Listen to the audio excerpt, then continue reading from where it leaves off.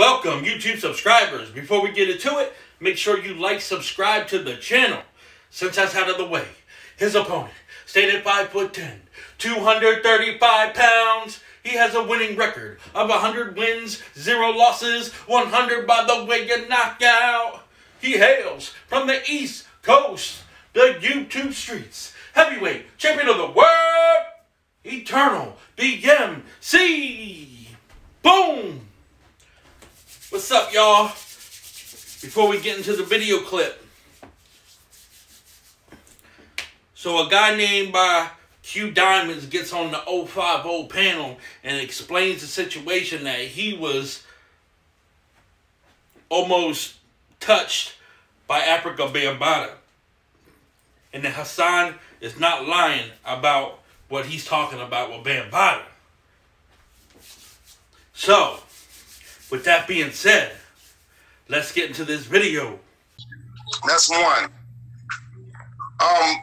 Hassan, his story had holes in it from the beginning. I was getting ready to go on a radio interview and put him on blast. Me and my roomie was just talking about this yesterday, and I said, so when I do my interview, I gotta ask him some questions. It's because if all this happened, where the defensive wounds? Where's you saying stop? Where's the so to fast forward on that?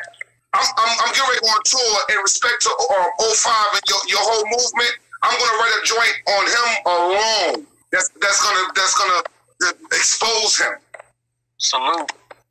Now, real quick though, in that audio, let that man talk. Let him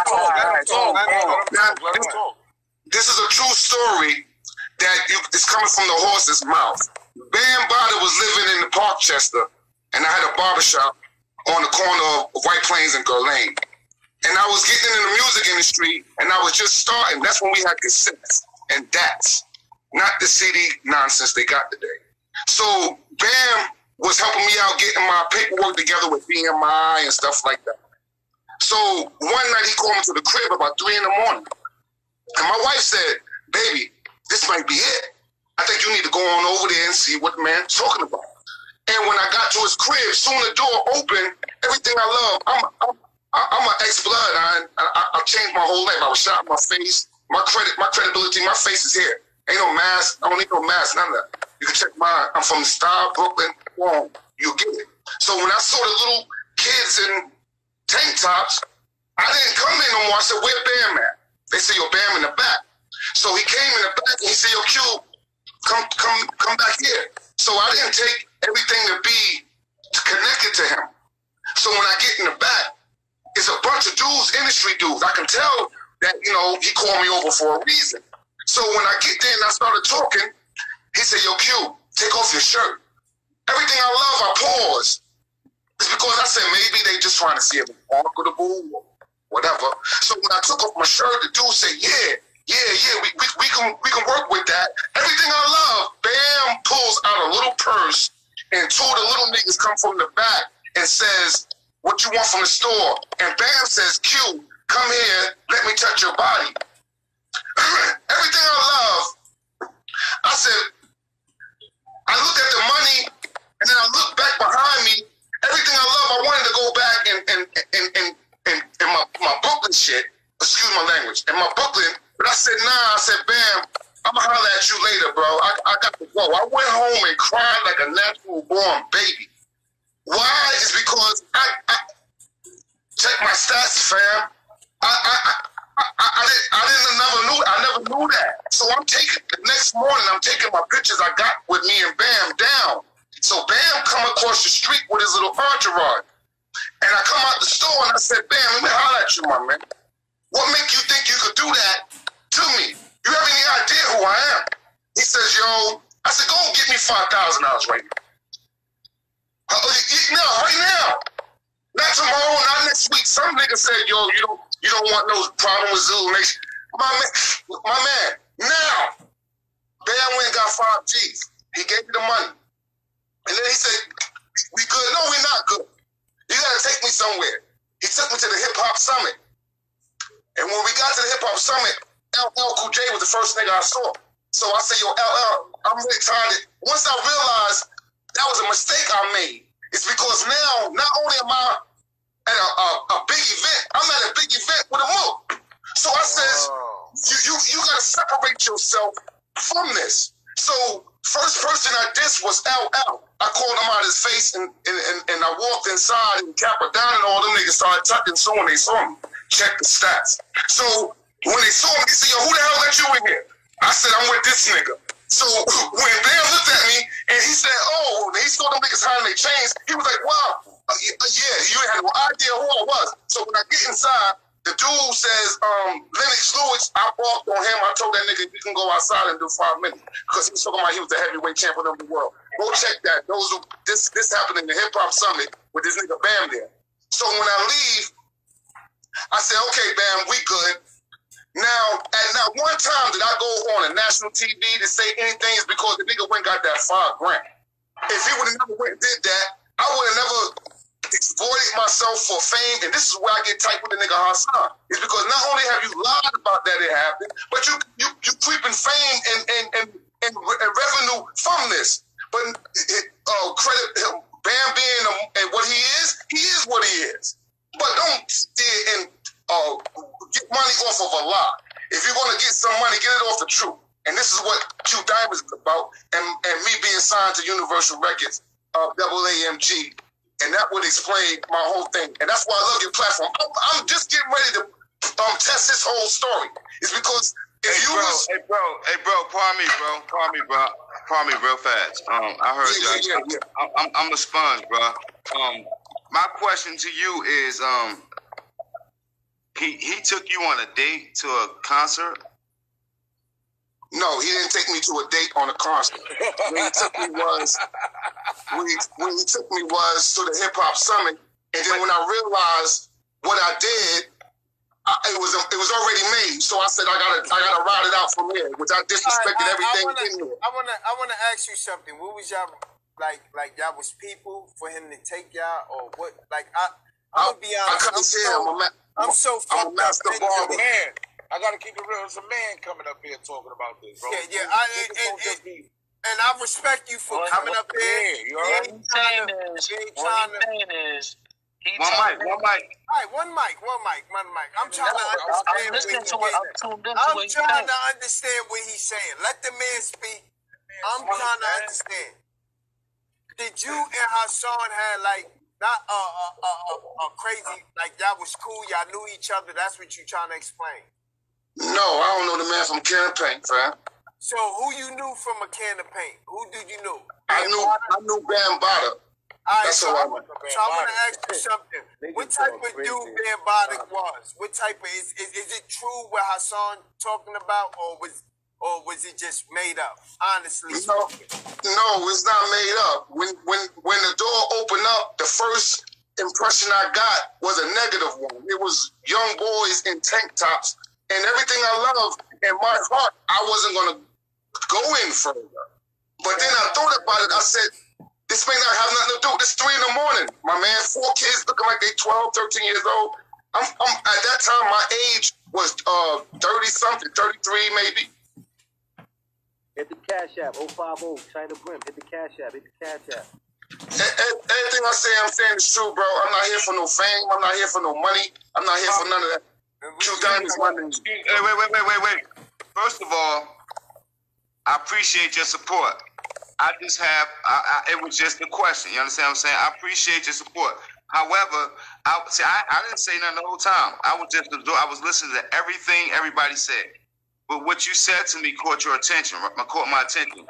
So you didn't know Hassan to have a relationship with him, right? Just correct me if I'm wrong. You knew Bambaataa, right? But what did you know of Bambaataa? That's what I want to know. That was my question. Let's rewind to the beginning of this whole conversation. I had a barbershop that's on the corner of White Plains and Gurnee. Bambaataa lives around the corner on Parkchester from there. So his traffic every day is coming past this barbershop. And me, as a promoter and a master barber, I promoted myself to where I got to cutting his hair. Right. Not knowing anything about him, me just knowing he's African Bambaataa from the records he made. Okay. And then from there, it's over, bro. I respect it. It's over. It's over. You filled in all the blanks right there. I just yeah, but the nigga tried to trick you, huh? He tried to trick you. You was on his ass, huh? Which when he realized that it was too late, he was like, "But yo, Q." I said, "No, Q9, go get that 5 early, bro." Hassan was probably in his crew and remember this. Hey, yo, so look, let me ask you a question, right?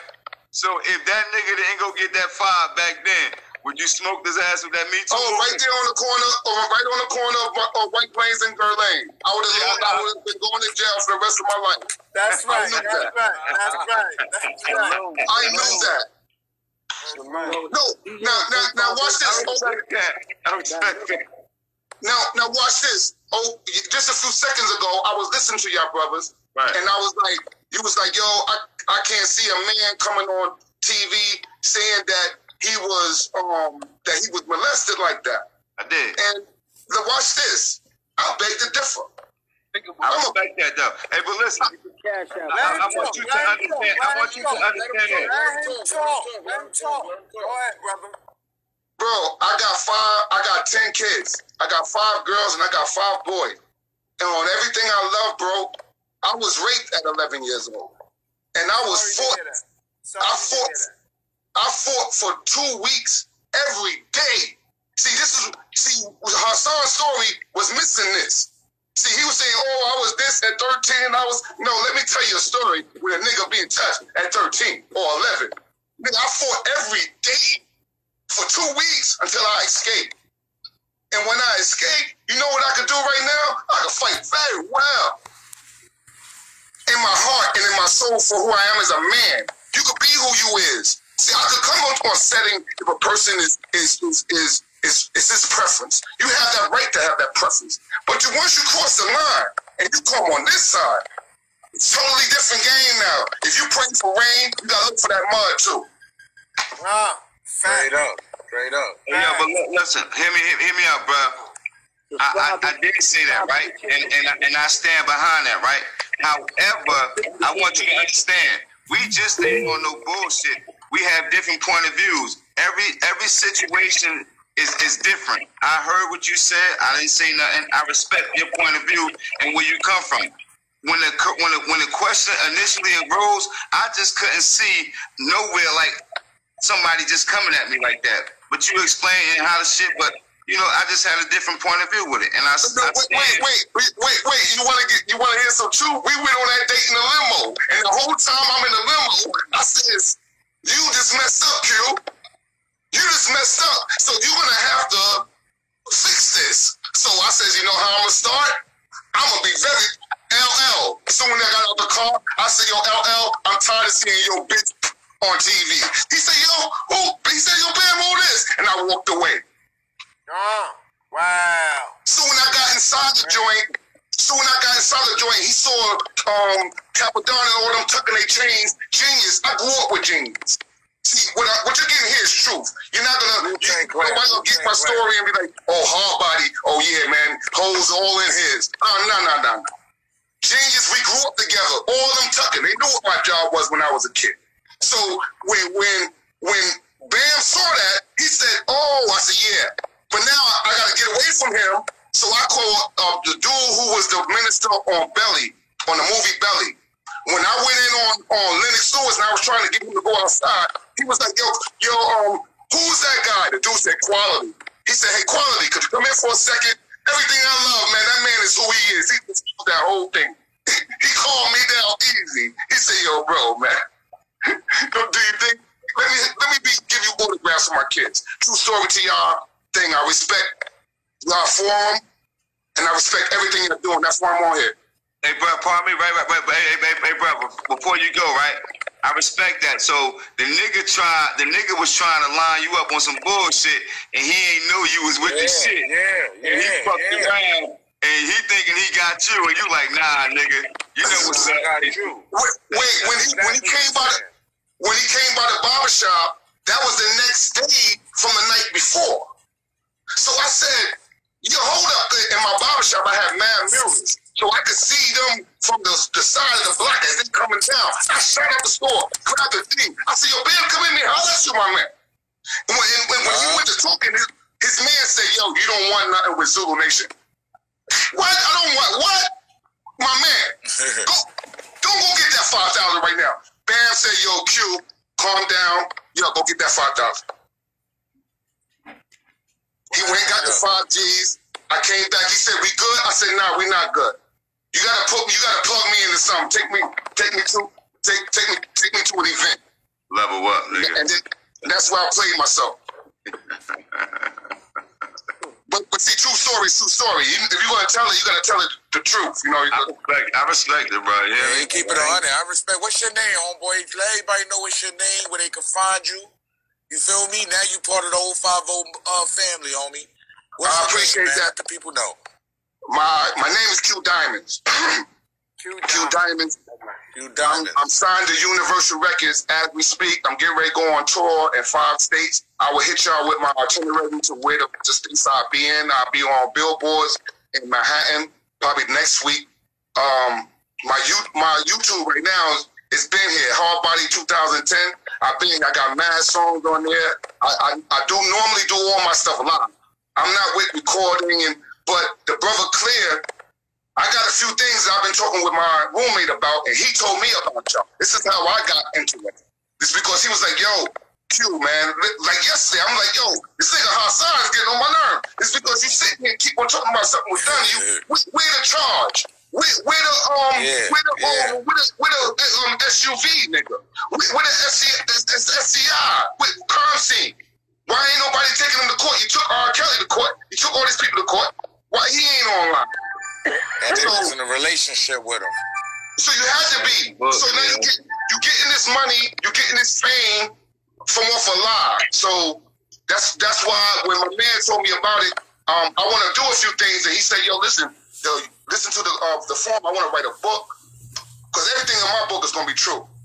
And when you hear half of the stuff I got to say, you're gonna be like, yo, wait a minute, hold up. We're gonna have to bleep. We got to bleep our body for. Yo, homie, you got an Instagram? You got an Instagram? Go to yeah, I got an Instagram. Hit the merch. Got the merch. You got an Instagram? Yeah, get that merch, y'all. Nah, cause I want you to get in my DM, Harlem Legend TV, man. We can talk. We can bring you up, man. Let you speak your truth, homie.